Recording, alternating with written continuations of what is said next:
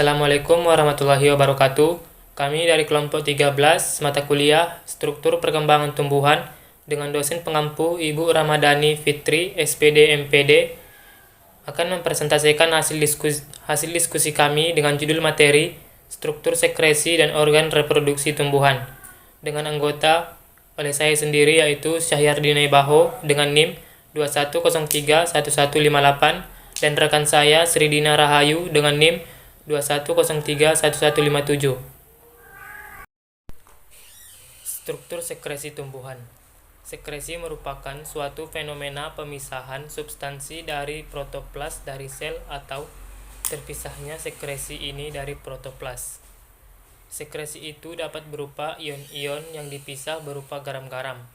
Hasil asimilasi, senyawa-senyawa hasil metabolisme yang tidak berguna atau hanya sebagian digunakan secara fisiologis seperti alkaloid, tanin, terpen, resin, berbagai kristal ataupun substansi yang mempunyai fungsi khusus seperti hormon, enzim, dan sebagainya.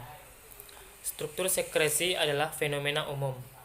Pembentukan dinding sel dan kutikula lapisan suberin dan perpindahan senyawa tertentu antar sitoplasma sel yang berdekatan merupakan proses sekresi. Pada tumbuhan, terdapat struktur sekresi khusus yang berupa sel atau sekelompok sel mensekresikan senyawa-senyawa tertentu. Mekanisme sekresi tumbuhan. Yang pertama yaitu sekresi holokrin. Sekret keluar dari sel sekresi sebagai hasil disintegrasi. Yang kedua yaitu sekresi merokrin. Sekret keluar dari dalam sel dengan keadaan utuh. Berikut merupakan gambar sekresi holokrin. Berikut gambar sekresi merokrin. Isi lain sel kelenjar tidak diikut sertakan dalam sekret, sehingga sel sama sekali tidak rusak. Selanjutnya, senyawa keluar dari sitoplasma sebagai molekul tunggal, melalui membran dengan mekanisme transport aktif sekresi ekskrin. Terakumulasi dalam vesikula, kemudian berfungsi dengan membran plasma atau tonoplas dan akhirnya keluar dari sitoplasma sekresi granulokrin. Berdasarkan tempat penyimpanan materi yang akan disekresikan terbagi menjadi 3. Pertama, sekresi intraseluler, materi yang akan disekresikan disimpan di dalam sel. Yang kedua yaitu sekresi ekstraseluler, apabila materi disekresikan keluar sel. Berikut merupakan gambar sekresi ekstraseluler. Yang ketiga yaitu sekresi intraseluler. Ideoblas merupakan sel yang terspesialisasi untuk menyimpan metabolit. Ukuran sel ideoblas sedikit berbeda dibandingkan dengan sel-sel di sekitarnya. Tersusun tunggal atau dalam barisan yang panjang. Latisifer, litosis pada fikus atau di dalam sel terdapat kristal sitolit. Ideoblas dapat mengandung resin, tanin, lendir, kristal, minyak, dan lain-lain. Latisifer merupakan sel atau sekelompok sel penghasil lateks, ditemukan pada sejumlah besar jenis dan marga tumbuhan. Tipe-tipe latisifer. Yang pertama yaitu latisifer sederhana, berasal dari sel tunggal yang memanjang seiring dengan pertumbuhan tanaman, kadang-kadang bercabang dan tidak bercabang. Contoh yang tidak bercabang yaitu vinca dan cannabis, sedangkan yang bercabang yaitu euphorbia, nerium, ficus, dan asclepias. Yang kedua yaitu latisifer majemuk, tersusun atas satu seri sel, baik bercabang maupun tidak bercabang. Ujung dari masing-masing sel tetap utuh, berpori atau membentuk lubang perforasi, anatomis atau tidak beranatomis. Contoh tidak beranatomis yaitu musa dan allium. Sedangkan beranatomis yaitu Sonchus, carica, manihot, papavir, hifia. Pada hifia, latisifer umumnya terdapat pada kulit batang. Latisifer yang paling utama terbentuk pada kulit batang paling dalam, yang berasal dari kambium. Selanjutnya yaitu sekresi ekstraseluler. Materi yang disekresikan secara ekstraseluler tersimpan dalam suatu ruang antar sel khusus, yang terbentuk dari atau dengan berbagai cara, yaitu kantung sekresi, daerah terlokalisasi yang mengandung hasil sekresi, terutama terdapat pada batang, daun, dan juga buah. Hasil sekresi bervariasi, tetapi umumnya berupa minyak dan resin, mis pada citrus, gossypium, eucalyptus, dan lain-lain.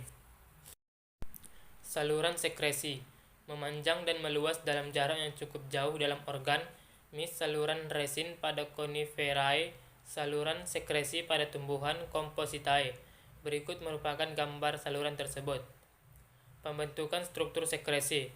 Struktur sekresi ekstraseluler dapat terbentuk secara schizogenous atau lysogenous. Kehadiran sel epitel dapat digunakan sebagai penanda asal mula pembentukan struktur sekresi secara schizogen. Kantung sekresi yang terbentuk secara lysigen tidak akan memiliki sel epitel sebagai pembatasnya, karena kantung atau saluran terbentuk secara lisis. Berikut merupakan gambar kelenjar lysigen dan kelenjar schizogen. Kelenjar lysigen, sel membelah dan mengakumulasi sekret. Sel mengalami lisis dan mengeluarkan sekret, sedangkan sel schizogen, sel membelah akan tetapi pektin tidak dapat menyatukan sel-sel tersebut. Sel membesar dan memisah sehingga terbentuk rongga. Sel epitel yang membatasi rongga mengeluarkan sekret ke dalam rongga. Selanjutnya yaitu hidatoda, kelenjar yang berfungsi untuk mensekresikan air agutasi. Epitem, jaringan aerenkim pada bagian ujung jaringan pembuluh, menyerap mineral atau nutrisi dari jaringan xilem, sel-sel pada daun. Kelebihan air disimpan di ruang antar sel. Akumulasi air tekanan mendorong air keluar melalui stomata agutasi. Selanjutnya yaitu sekresi eksogen. Kelenjar nektar yang merupakan struktur sekresi luar dapat ditemukan pada tangkai daun, petiolus, pada tumbuhan Passiflora, Ricinus, dan Impatiens. Selanjutnya yaitu kelenjar nektar. Struktur sekresi luar yang menghasilkan cairan gula terdapat dua tipe, yaitu pertama, extraflora, mis pada tangkai daun petiolus, mis pada tumbuhan Passiflora, Ricinus, dan Impatiens. Yang kedua yaitu flora nectari. Struktur sekresi ada yang eksternal, misalnya glandular trichom, nectaris, dan ada pula yang internal seperti laticifer atau buluh lateks. Pada struktur sekresi internal biasanya berbentuk saluran. Peristiwa pembentukan saluran ini ada yang terjadi secara schizogenous atau lysogenous. Materi selanjutnya yaitu trikoma granular. Trikoma granular yaitu bagian pada tumbuhan yang bertugas untuk menyimpan dan mengeluarkan senyawa metabolit sekunder yang tidak lagi dibutuhkan oleh tumbuhan. Biasanya dilakukan oleh jaringan sekretori. Karakteristik jaringan sekretori yaitu adanya ruang antar sel yang digunakan sebagai penyimpanan senyawa sekresi tersebut. Nah, ruang antar sel tersebut terbentuk dengan 3 cara. Yang pertama ada sizogen, yaitu di mana antar selnya saling berjauhan sehingga membentuk ruang. Yang kedua ada lisigen, di mana sel dan isinya larut sehingga membentuk ruang antar sel. Yang ketiga ada namanya lisolisigen. Akibat dari sel yang larut tadi juga membentuk ruang antar sel. Gambar selanjutnya yaitu Latisphaer articula pada Lactula dan Latisphaer pada Europobia. Nah, ada juga namanya rongga sizogenus pada Pinus dan lysogenus pada Citrus. Masuk ke materi berikutnya yaitu organ reproduksi pada tumbuhan. Yang pertama yaitu reproduksi generatif.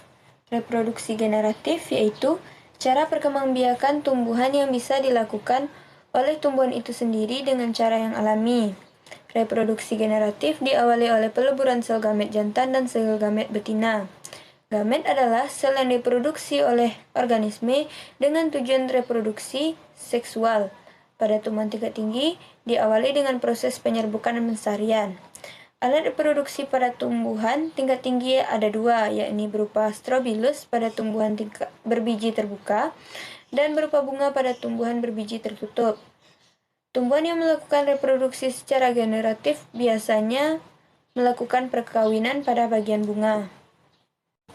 Selanjutnya yaitu alat reproduksi. Pada tumbuhan terdapat kepala sari yang di dalamnya ada serbuk sari. Serbuk sari tersebut mengandung sel kelamin jantan. Pada sel kelamin betina, yaitu putik yang terdiri dari kepala putik, tangkai putik, dan bakal buah. Sedangkan kelopak bunga dan mahkota bunga berperan sebagai alat perhiasan untuk menarik perhatian serangga untuk membantu penyerbukan. Nah, yang pertama putik. Putik adalah alat perkembangbiakan betina yang biasanya terletak pada lingkaran bagian dalam dari bunga dan dikelilingi oleh benang sari. Bagian putik adalah kepala putik atau stigma, tangkai putik atau stilus, dan bakal buah atau ovarium, serta bakal biji atau ovulum. Di dalam bakal biji terdapat kantung lembaga yang berisikan beberapa sel. Salah satu dari selnya itu terkandung lembaga, yaitu ovum, dan intinya yang akan nantinya dibuahi oleh sperma. Yang kedua yaitu benang sari. Benang sari merupakan alat perkembangbiakan jantan. Bagian-bagian dari benang sari yaitu tangkai sari atau filamen dan kepala sari atau antera, yang terdiri dari 4 kantong sari.